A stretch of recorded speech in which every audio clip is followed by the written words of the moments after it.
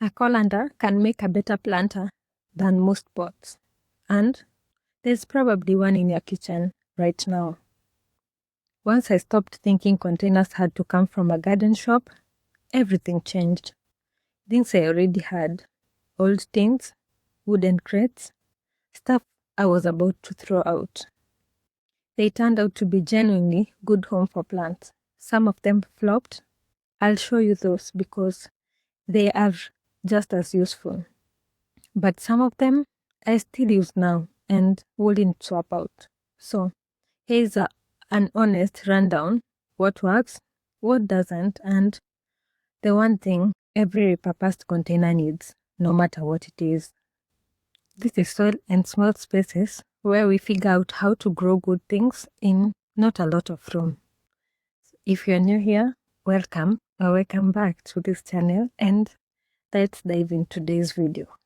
First, we'll talk about the ones that actually work. Colanders.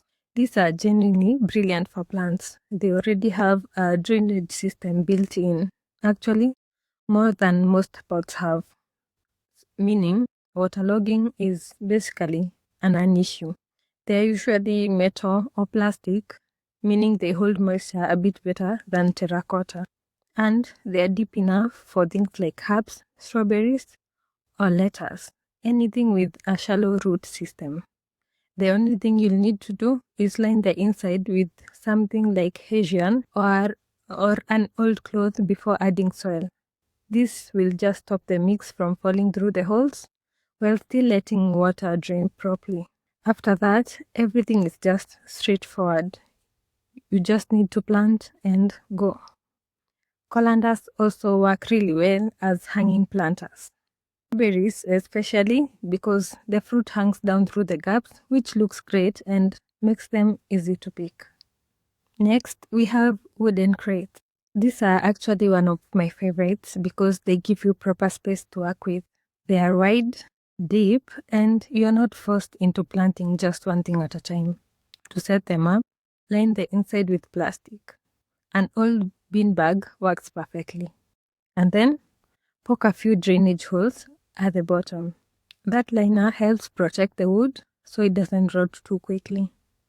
As you know, untreated wood will break down eventually.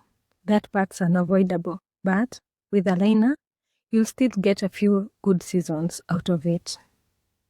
Crates are especially useful for herbs, salad leaves, or mixed planting where that wider surface area actually makes a difference. Tins and cans. Large tins like olive oil tins or big food cans. They are great for windowsills, ledges, but drainage is a key thing here. Since they don't come with holes, you'll need to make some. A hammer and nail works just fine. Add 5 or 6 holes at the bottom so the water can escape. If you skip that step, the roots will sit in water and the plant will struggle pretty quickly. The other thing to keep in mind is heat. Metal heats up in direct sun, which can stress the roots, especially in summer. So, it's better to keep them in partial shade or group them with other containers so they are not fully exposed to a full day of heat. As long as you account for that, they are actually a really good option. Now, we get to deal with the ones that flopped. Plastic bags. I tried growing potatoes in all plastic bags, the kind you get from the supermarket, and it really didn't work. They collapsed under the weight of the soil, they split as they got wet, and the handles gave way pretty quickly. The whole setup wasn't just strong enough to hold everything together. Fabric grow bags, on the other hand, were a totally different story. Those are designed to work for it, and they work really well. But regular plastic bags just don't have the structure, and not worth the effort, honestly. Wicker baskets. I really wanted this to work because they look really great, and to be fair, they did hold up well for a while. But moisture and wicker don't last together. By the end of that first season, the base had already started softening, and by the second year, it was falling apart. If you do use them, line them properly, and think of them as a temporary option. They are fine for a season, but they are not something you can really rely on long term.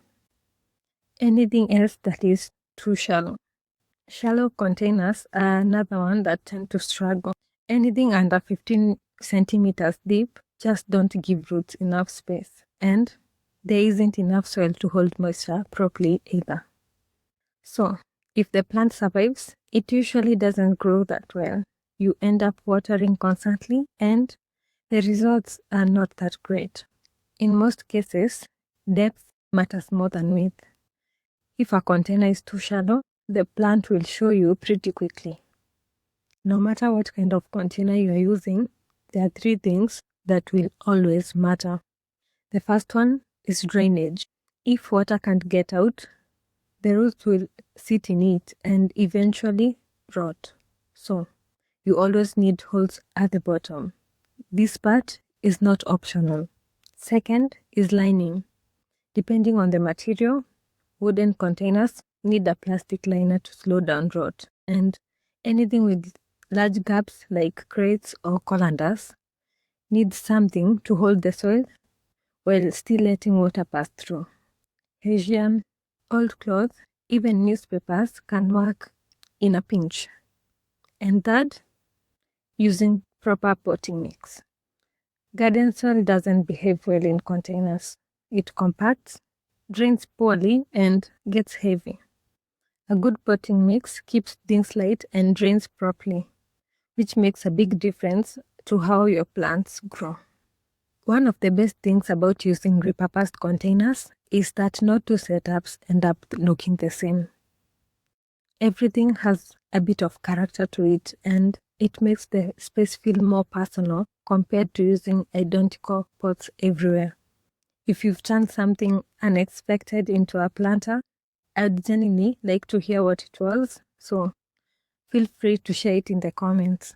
And if you're new here, we are all about growing in containers, balconies, terraces, or small gardens without overcomplicating things. If this sounds like your kind of thing, which I hope it is, please consider subscribing, and I'll see you on the next video.